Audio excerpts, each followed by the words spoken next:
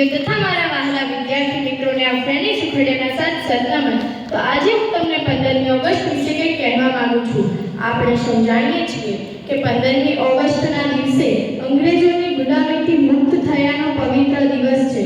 અંગ્રેજોએ આપણા દેશમાં 300 વર્ષ શાસન કર્યું. અંગ્રેજોએ આપણા દેશને ખૂબ નુકસાન કર્યું હતું. અંગ્રેજોએ આપણા દેશને પાયમાલ બનાવી નાખ્યો હતો. આપણા દેશમાં કેટલાય લોકો દેશપ્રેમી હતા, જેમ કે ભગતસિંહ, ખુદીરામ, ચંદ્રશેખર આઝાદ, મહાત્મા ગાંધી જેવા અનેક મહાન દેશપ્રેમીઓ રહેતા હતા.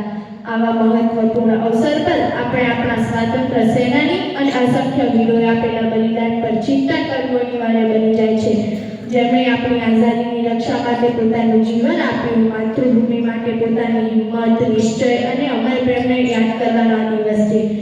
એકતાનો આ પર્વ આપણને સંદેશ આપે છે કે જુદા જુદા ફૂલોને એક દોરડામાં બાંધે છે. વિવિધતામાં પણ આપણી એકતા જળવાઈ રહે છે. આ ગૌરવ જ આપણને બધાને સાથે મળીને રાખે છે.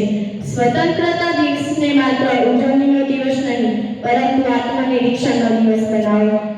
ચાલો દરેકને યોગ્ય હોય તે રીતે રાષ્ટ્રની પ્રગતિ અને રાષ્ટ્રના સુધારણામાં યોગદાન આપવાનો નિશ્ચય જરૂરથી લઈશું. અસ્તુ. જય હિન્દ, જય ભારત.